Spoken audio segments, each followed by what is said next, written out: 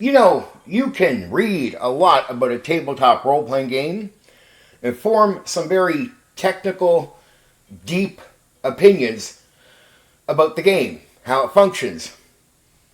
If you're a player of a tabletop role-playing game and that's the only aspect you're looking to understand about the game, well, again, you can form some very technical, deep opinions from reading the material and playing the game. As a game master, though, I'll be real with you. Most of what we do is way more simple. Not simple stupid. It's simple, but it requires understanding. It's that understanding that becomes the deeper part about running a game as a game master for a tabletop role-playing game system. It's actually quite easy, really, to sort of get what you're doing.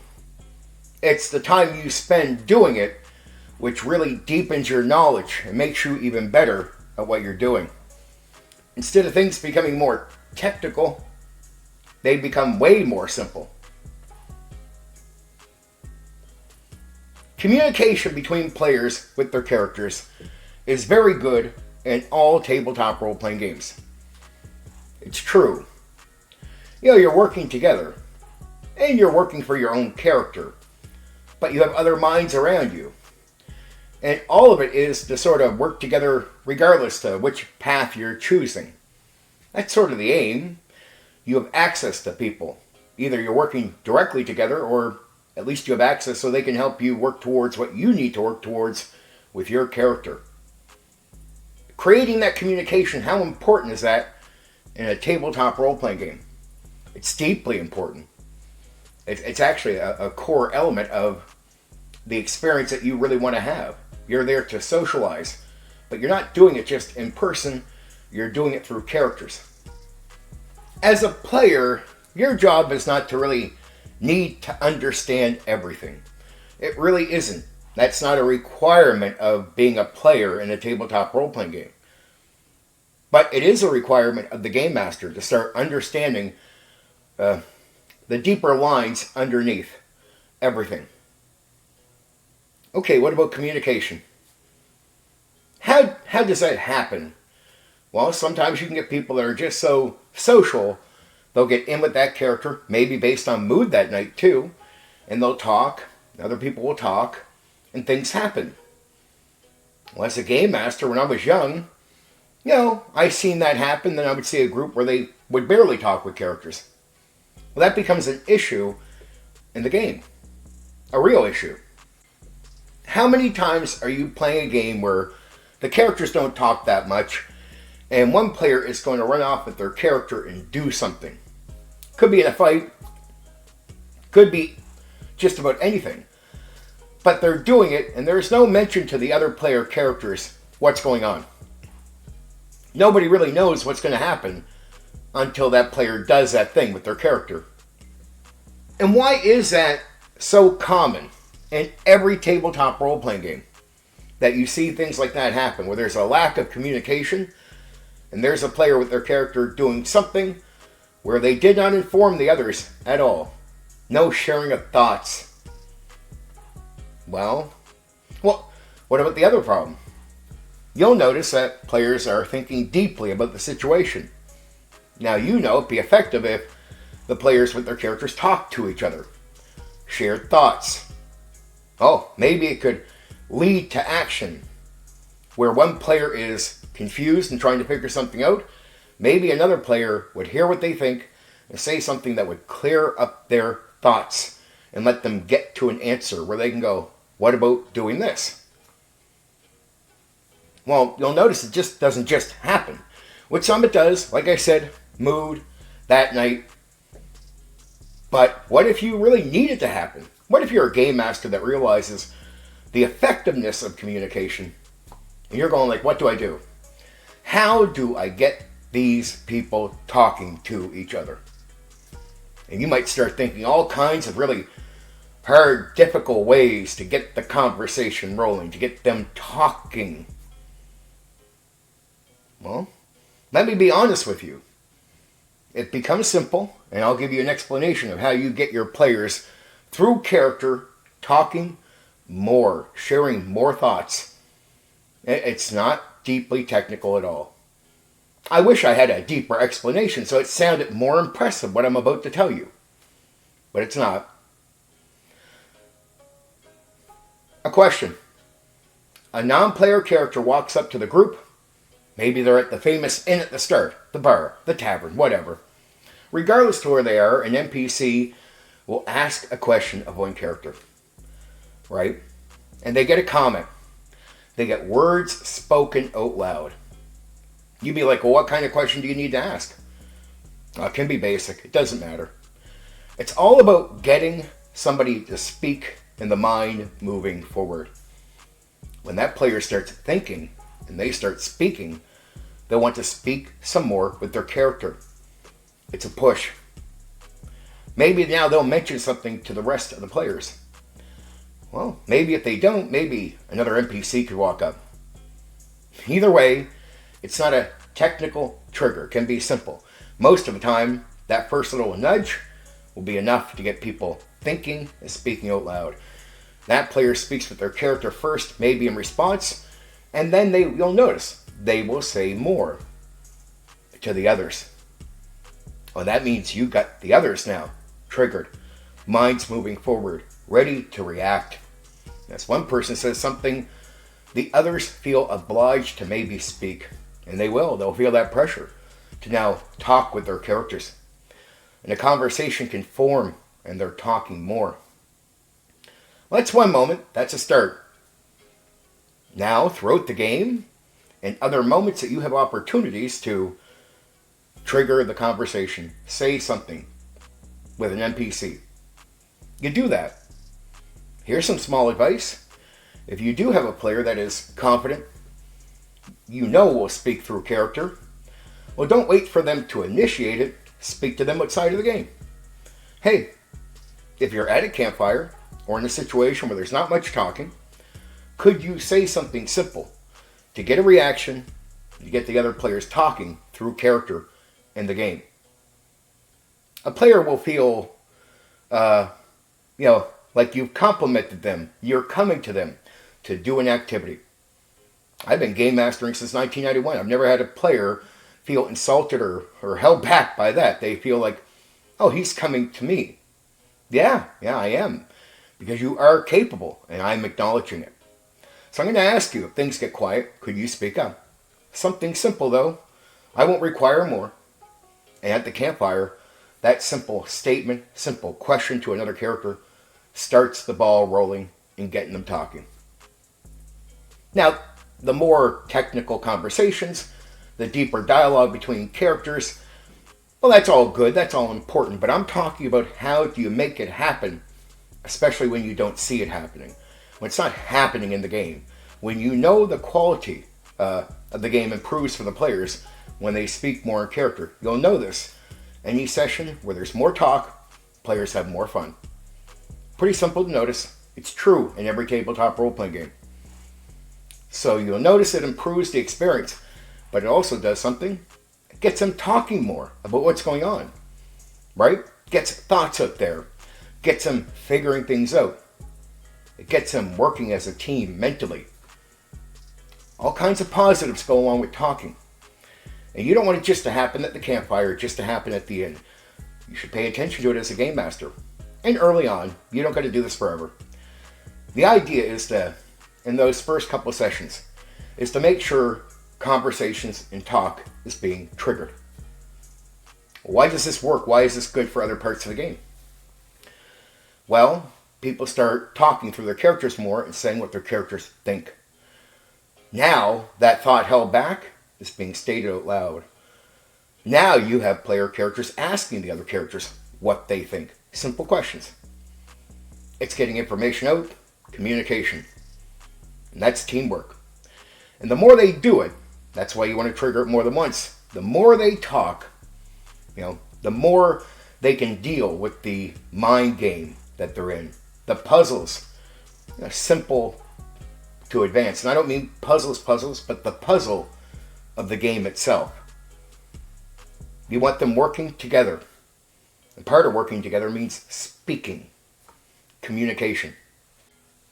The more comfortable players are talking to each other through character, the more they'll say in those moments when it counts during the combat, yelling over at the other character.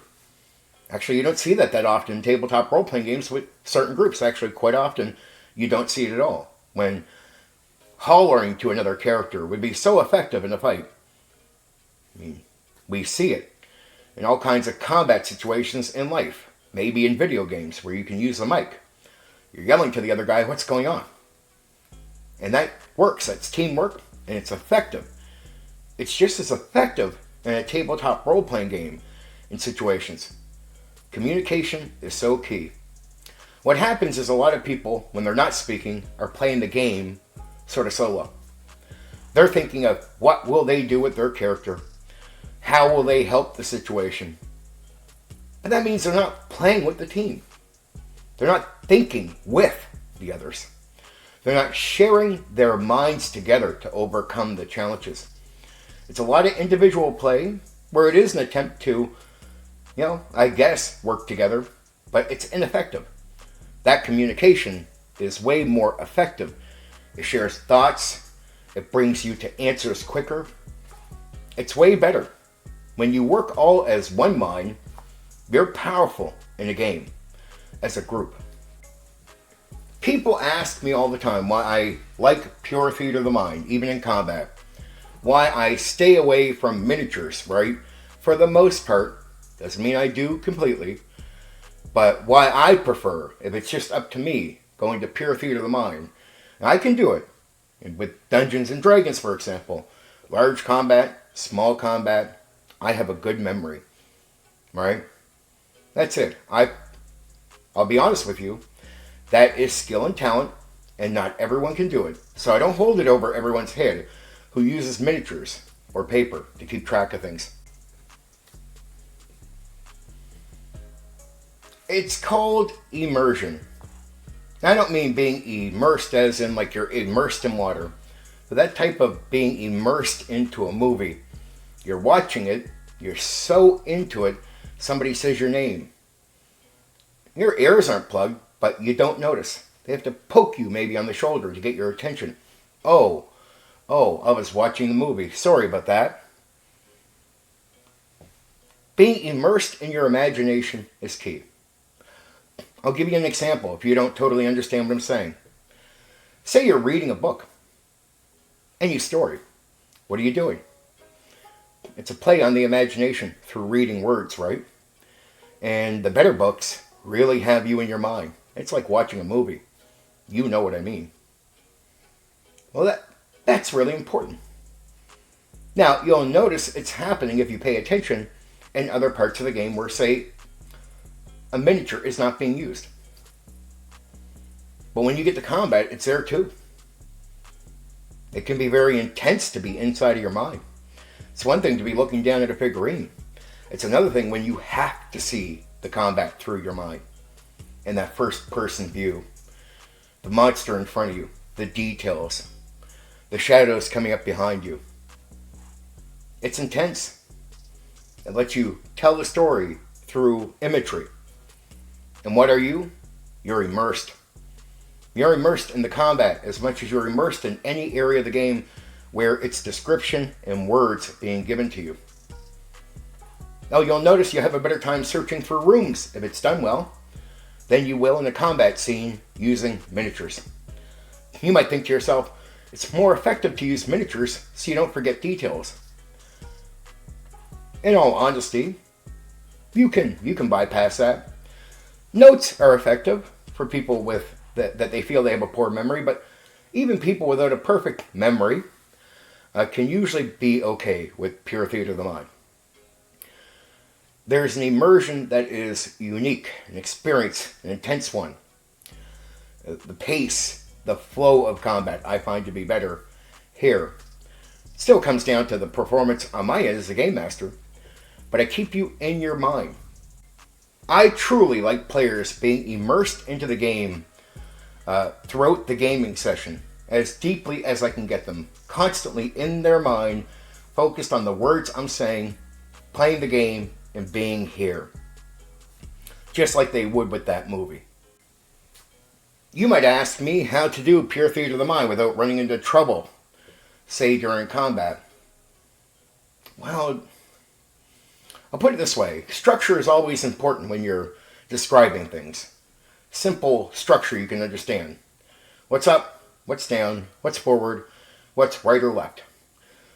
Sometimes you can describe these areas exactly, but that's where you're aiming at. Well, range. Personally, I just give accurate range numbers. Oh, they're 100 yards away. When we play these games, you can stick to realism as much as you possibly can. But where you can lean to the game element, because it is a game, or it's something that's not real life, you lean into it as long as the player doesn't feel it's unrelatable or unrealistic. When I give up those details, I don't hear players saying the game has become less realistic. They don't become less immersed in the game because I give a detail that, in real life, would you know if that guy is 100 yards away? You wouldn't. You'd be guessing. Some people might be really good at the guessing. A lot of people won't be. But does it take away from the experience? No. That's another thing you learn as a game master over time. The little areas where, yes, this might make a player feel like that's unrealistic, but this over here doesn't seem to hurt that. And as you learn where you can push and where you shouldn't, well, you become okay with pushing in areas where it's okay and doesn't spoil the experience for the player. What about the numbers? Well, I might say there's so many of this over here, or so many of that over there. I honestly am just good at keeping track of the numbers of enemies and even where I move them, because what happens is with the simple structure I told you about that I've designed, and I can explain to the players with no problem, that becomes like a board. And I have no problem moving them up 60 yards from where they were. Say, for example, maybe only half over here. And I'm good at remembering how many went over. I'm good at it, but you could keep notes to say you move something up. How do I keep players tracked from round to round during the game? In a combat scene, for example, during pure theater of the mind. Quick, simple reminders at the end of the round can help. You can always just clarify that players know what's going on by asking, does everybody remember what's going on? Can we move on? Do you know what's happening? Your players, if they're used to this process, after a while, even they gain insight, even if they don't realize it, and they'll start remembering because they've been through the process of this description and this experience with you multiple times. New players may really need a refresher at the end of a round going into the next round. Here's where you're at now. Let's continue. And you can do that right up until the end of the fight with no issues. And there could be a lot of enemies in that scene. Left, right, forward, wherever. They could be flying overhead. They could be hiding in the grass. It's not a big issue, these smaller details. It's the structure you've kept in your mind. Left, right, forward, back, down, and up. Details are just that you can play with, right? They're hiding in the grass. Some you don't see right away. Maybe you say you see this many, but you see the grass moving. Something like that. As long as you can remember how many are in the grass, how many are over here, that's all you really got to do is worry about your memory as a game master. The players don't have to worry about anything during pure theater of the mind combat. It is your job as a game master to keep them informed. It really doesn't take miniatures to do this. If you do have a hard time remembering, simple notes, simple ways of taking notes, quick little things that remind you, that works. Anybody can do that, meaning anybody, in a true sense, can run pure theater of the mind. Back in old school Dungeons and Dragons, most people never had miniatures. The majority of DMs had to learn how to do this, either with a piece of paper or just with their memory. Some could have an okay memory and be okay with minor mistakes. I have high standards, so I don't like making minor mistakes. Players can be forgiving. I think it takes away from the experience. So if you make minor mistakes, I would rather that person write something down, right? Keep a note of things. Learn to track things in their mind that way. But everybody can do this. Again, some people can just do it without the notes. Some people need notes. But in reality, you don't need miniatures, though I'm not opposed to people that play with miniatures or use them. I just like the immersive experience players have. And you might say, well, you can do that with miniatures.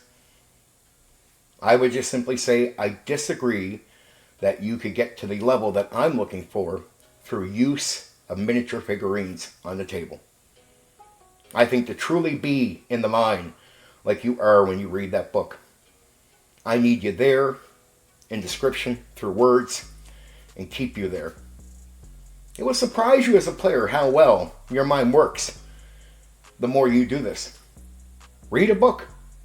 You'll find that you can remember a lot of things. It's not a problem. And even for the people running these games and trying pure theater of the mind, don't be intimidated. You can remember a lot when you read. So that's not hard to understand. It's very basic. It's understanding the structure is more important than everything else. Little things like the number of enemies, where they are, when they move.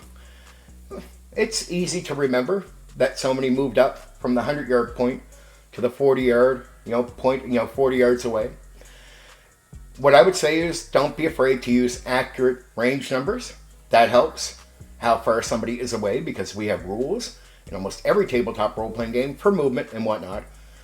And those details about telling your players they're 100 yards away will not take away from their experience. That's something you have to learn. You want to learn what takes away and then what doesn't hurt at all. And there's a lot of areas where people that read more the game will assume that takes away from the experience. When you game a lot and you do this a lot, you realize it doesn't.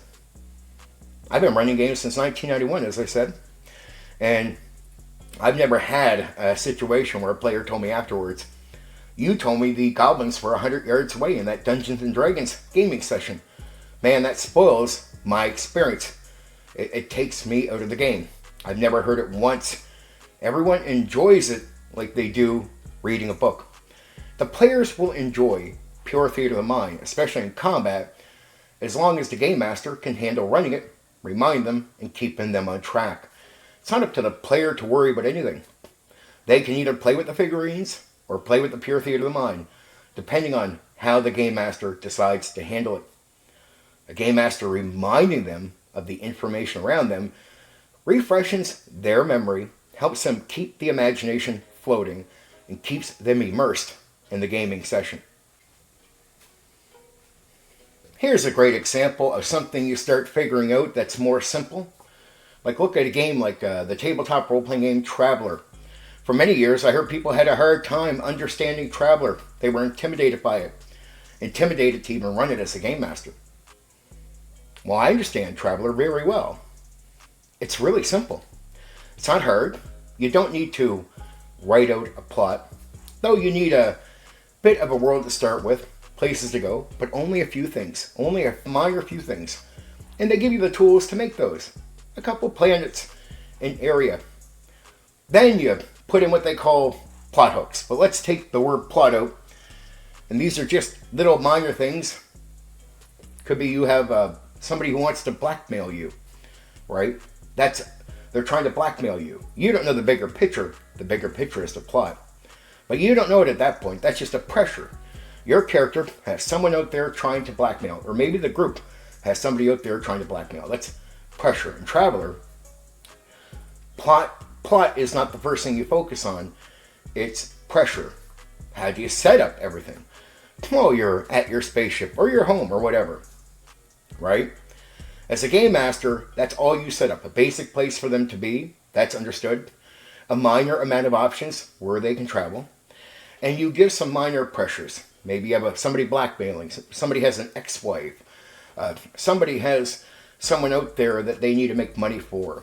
Or there's an opportunity for jobs, but there's a limited amount of time to go out and talk to your friend and get that job.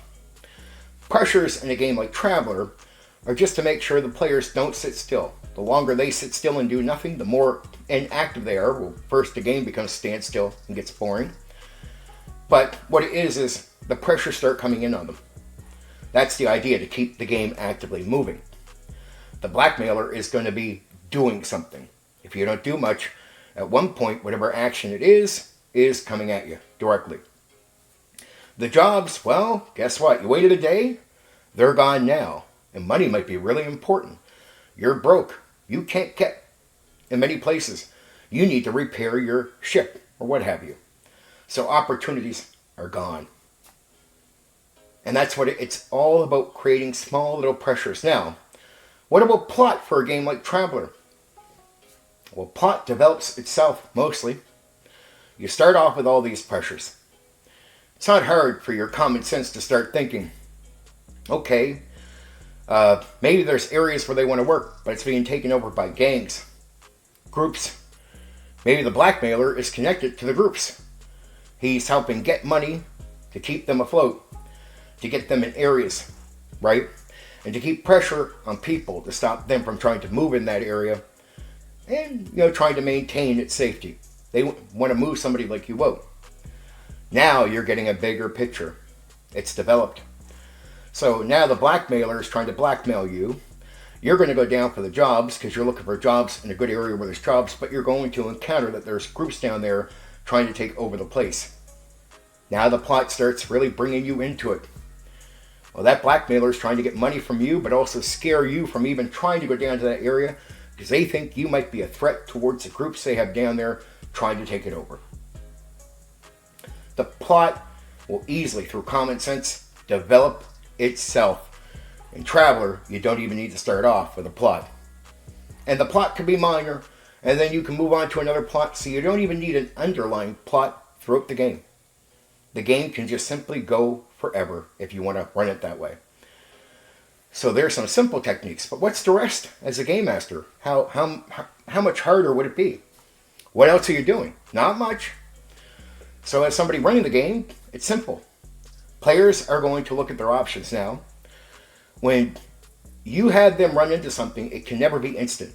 Meaning, if they leave their building, they can't just, they run into guys and they're in the fight. That's not how Traveller works. That's bad. That's a bad action as a game master. Traveller is all about options. So when they walk out the door, the threatening group should be across the street. And there should always be the option to either go over and maybe get into that encounter, that fight, or for them to walk away. Now, why am I teaching you about this? Because that pressure technique is found in a lot of different tabletop role-playing games. It's not so much found in D&D, but it's something from my experience that I picked up through learning Traveller and finding out it's not hard, it's very basic. You take the pressure, you apply it. But there's one other thing about being a good game master in a Traveller game. It's how you gain trust or lose it. It's very simple. Players will do stuff. You are the world. You're everything. You react to what they do. They're looking for reactions that make sense. That's all it is. It's that easy. So when they do something, there has to be it makes sense reaction. Oh, okay, I did that. Oh, I get why they're mad. When players do not relate or understand the reaction, like, I did that, but that doesn't make sense why that's happening. Well, either you're going to have information that they're going to pick up later that will make sense of it, if that's need be, or if you have failed to even explain that, the trust starts going away, because players are always trying to predict what's going to happen based on what they do. And if the thing they predict doesn't happen, it's not an issue as long as there's a good reason, a thing that makes sense to them as to why whatever happened. But they are trying to understand things through common sense, relatable things they experience in the real world. They're looking at this. Does that make sense, that reaction? So to be a good game master as a Traveller, it's all the basics I told you, and reacting with common sense. That's the game, for the most part. Some minor other technical things, but not hard. That's the game. That pressure thing is really important. I don't see it in a lot of games nowadays, especially in D&D games. People will try to create the story beforehand, create the bigger picture and the plot right away. You don't have to do that. I do sandboxes in D&D. What made it easier was learning from Traveler. Bringing the pressure over and using pressures, to get the players active, not still, not boring, to keep the game moving forward. It's not hard how I can see through common sense plots I can start creating, and I don't even need a single underlying plot to keep the game going for as long as I want. It could be one plot, this is separate over here. You can run into another group that has a completely different reasoning for doing what they're doing. A completely other plot that is going to be created, but you first just throw the pressure in, you don't worry about it. As a game master, just throw the pressure in. It just has to make common sense. That group is over there doing that. Okay. You don't know why yet. Actually, even you, the game master, might not have decided why yet. But it's not unrealistic that a group might be overdoing something, or people might be overdoing something. It's not hard through your common sense to see, as you put more pressures in, how you might connect certain pressures together. How you might see, that noble they met, he was a sweet-talking guy.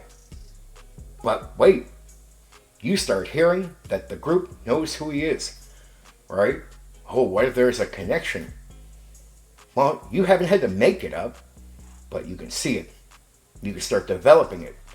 So you don't have to make the plot beforehand. You develop a plot, which is a bigger picture. All a plot is, in reality, when you hear that word. The minor things, without the explanations, are just pressures. When you start connecting things, and you start making a bigger picture, and you start connecting things together, that creates the plot, the reason, everything to what's going on. That pressure is so important to understand as a game master in all games, even to understand in D&D, so you don't get players sitting still. That's how you get players moving forward, through pressures. Pressures are, I need to get money to pay something off. There's somebody after me. There's something happening. And if you sit still, bad things will come towards you. So, sitting still is not effective for the players. If they realize that through the pressures, they'll be active, get up, do stuff. They'll play the game, and they'll enjoy what's going on.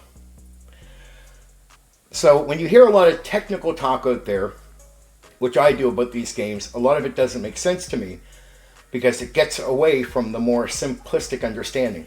I was told many years ago, it's one thing to understand something, but when it gets to the point you can explain that thing to a child, it means you have probably found a deeper wisdom, a deeper understanding of that thing.